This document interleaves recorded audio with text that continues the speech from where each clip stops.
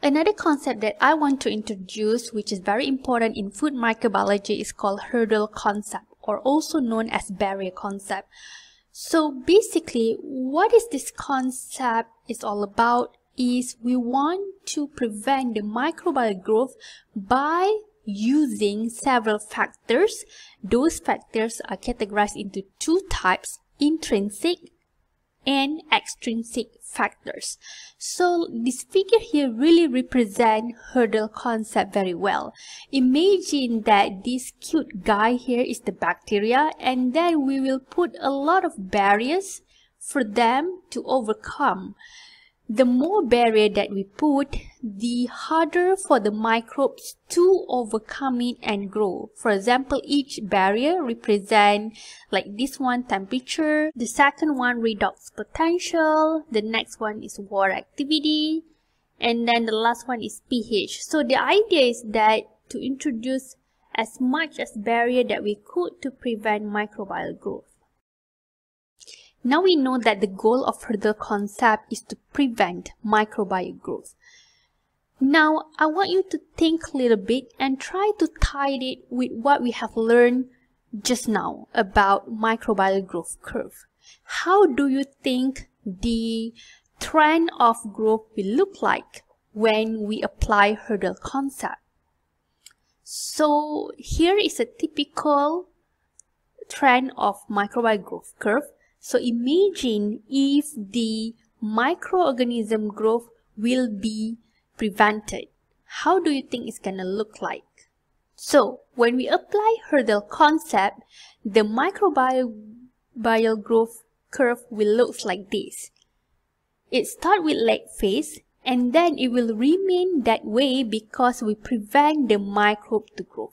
We have introduced so many barriers, so many intrinsic and also extrinsic parameters to avoid the microbe to grow. So it will stay low like this until the barriers that you apply have been compromised. For example, you store your milk in refrigerated temperature, which is 4 degrees Celsius, and then you take it out and then you left it on the bench at ambient temperature. So that means that the storage temperature has been abused. You increase the temperature. So if that's the case, maybe at some point the bacteria can grow exponentially if you put the milk on the bench long enough. Basically, the whole concept is we want to extend the shelf life of the food by applying hurdle concept.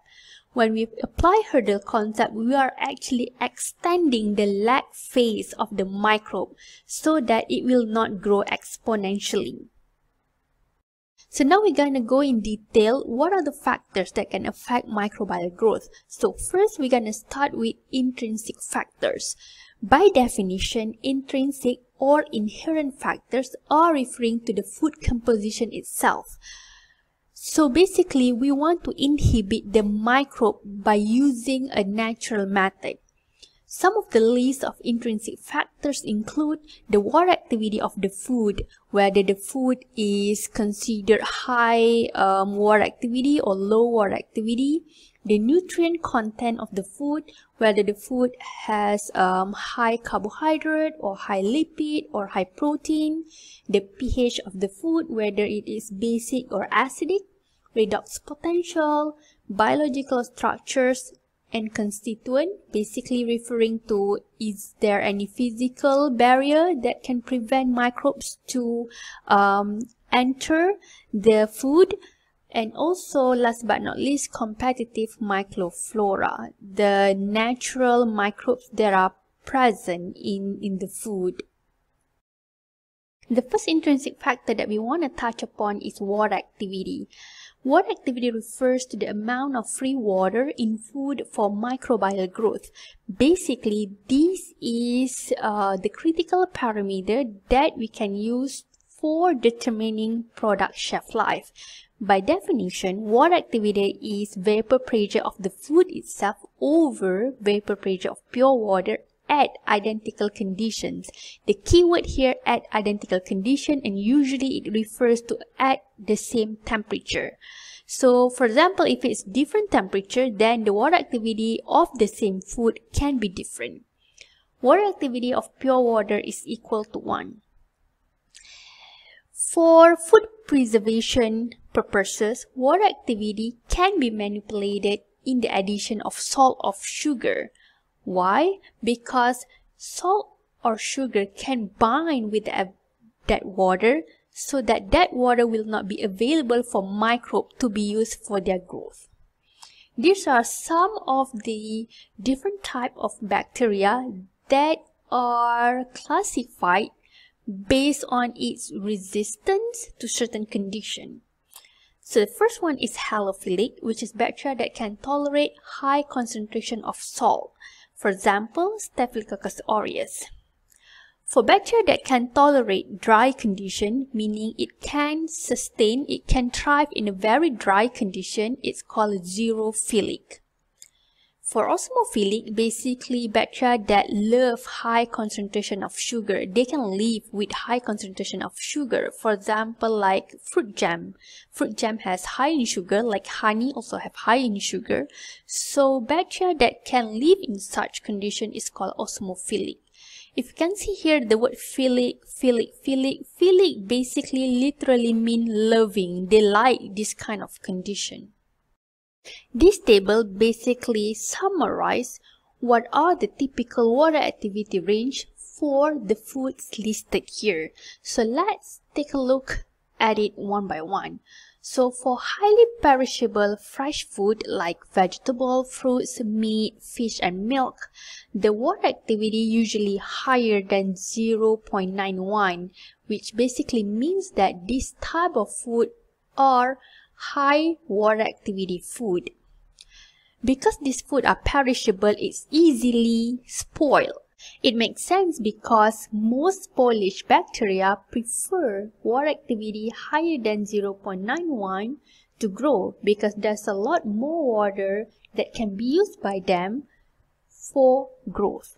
Except for pathogenic bacteria such as Staphylococcus aureus, where it can thrive as low as 0.86 water activity condition.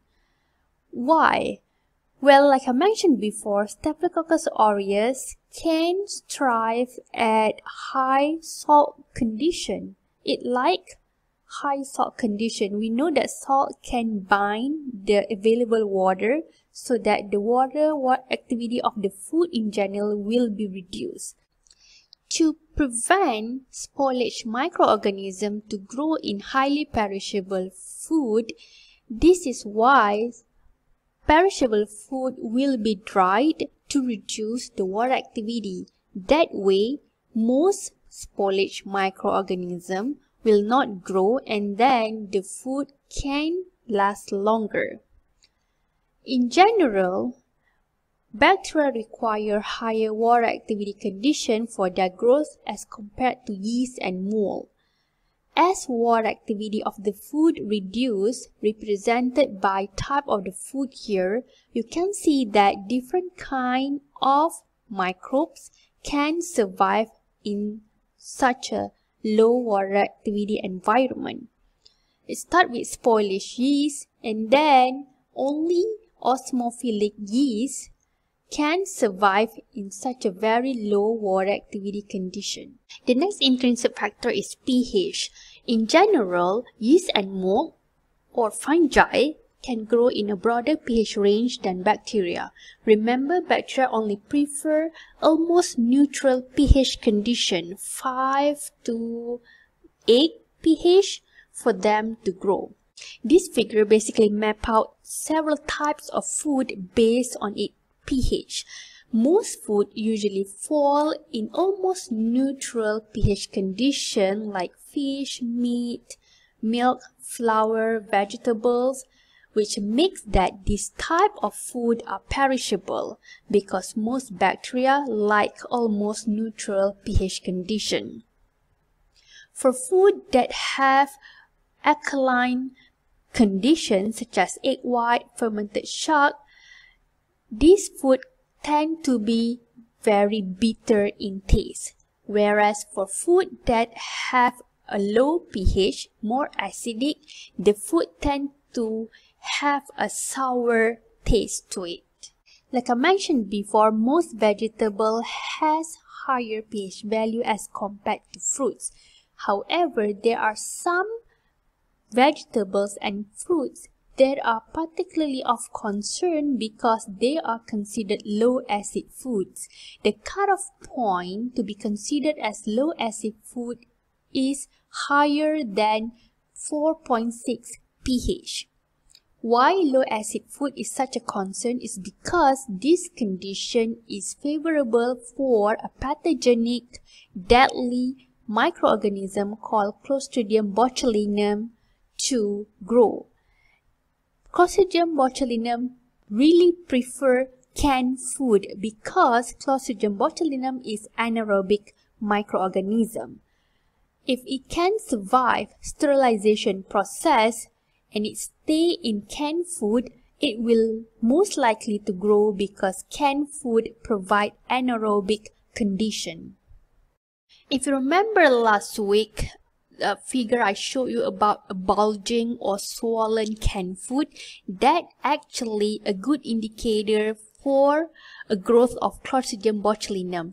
Maybe the sterilization process is not done well, is not completely accomplished, then there's a high chances for Clostridium botulinum to grow in low acid food.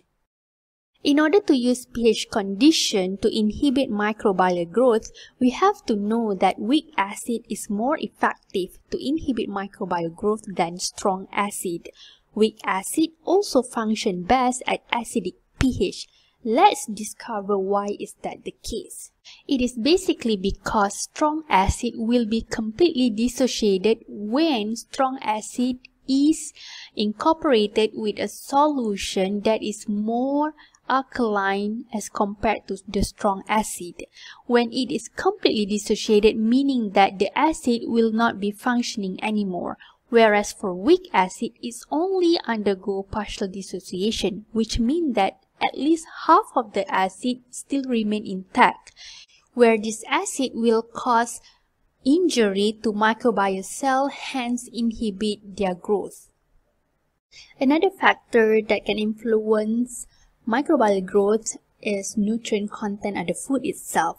It is categorized into three groups: high carbohydrate, such as cereal, grains, legumes, fruits and vegetables; high protein, represented by meat, poultry, eggs and seafood; as well as high lipid, which is oil or dairy products. Let's first start with high carbohydrate food. Carbohydrate food usually consists of polysaccharide, disaccharides, and monosaccharides. Some examples that can be associated with spoilage microorganism of high carbohydrate food is soft rot bacteria such as Arrhenia and Pectobacterium. Arrhenia and Pectobacterium usually affected potato because it's high in starch, because these bacteria has enzyme called amylase. Another example is apple. These bacteria also capable to produce pectinase, an enzyme that can cause apple to rot because apple is high in pectin. Pectin is basically made up the cell wall of non-woody fruits like apple. Next is protein. Protein consists of amino acid. To break down the protein, the bacteria need an enzyme called protease. Some bacteria can produce the enzyme, and this bacteria is called proteolytic bacteria. Further down the road, amino acid will be further broken down. Another set of enzyme is needed, for example, decarboxylase. Amino acid breakdown will produce some other product as listed here. Depending on the amino acid available, different compound will be produced. For example, the broken down of histidine will produce histamine and CO2. Histamine in a very high level, especially in seafood that are not fresh, will cause allergic reaction for those who consume it. Some other amino acid can also be broken down using different enzyme called deaminase. Basically, deaminase will produce ammonia or urea. That's why high protein food that are spoiled will give you some sort of bad or foul smell into it due to the presence of urea and ammonia. For high lipid food, lipids usually consist of fatty acid and glycerol group. Spoilage of high lipid food will basically cause rancidity, which also refers to lipid oxidation. This is unfavorable because it will affect the quality of the food. Another intrinsic factor is biological structure and constituent that present in the food itself. Physical barriers such as skin, shell can protect the interior of the food from microbial penetration. For animal, the skin or hide of the animal can protect the meat inside. So basically, the meat here is basically sterile. There's no microbial contamination unless there's injury to the animal. Some other food are rich in antimicrobial compounds, usually herbs and spices. Those antimicrobial compounds usually extracted to be used as natural antimicrobial compound to inhibit microbial growth. Other food like milk or egg has a natural enzyme that present in this type of food to inhibit microbial growth as well. The last intrinsic factor that I want to cover is competing microflora. So basically we know that food is not sterile. I have been repeated all over again. Food is not sterile. So there are natural microbes that present in the food. So when we talk about competing microflora, but that basically means is that whether the commensal microflora that doesn't cause harm to us can compete with a microbe that can cause spoilage. If the microflora that doesn't cause harm to us can compete, can outgrow, surpassing the growth of the spoilage microorganism, that means the food is fine. However, if it's vice versa, the spoilage microorganism can outcompete the commensal microflora that doesn't cause any harm to human, then that means that the food is susceptible for spoilage microorganism and maybe it will be spoiled. The growth of competing microflora, however, really heavily influenced by these factors: the food composition, type of microorganism that present there, growth rate of the microorganism, remember the doubling time, nutrient that available, whether it is supporting the microflora or not, the pH, water activity, and also the temperature, which is intrinsic factors that I'm gonna cover next.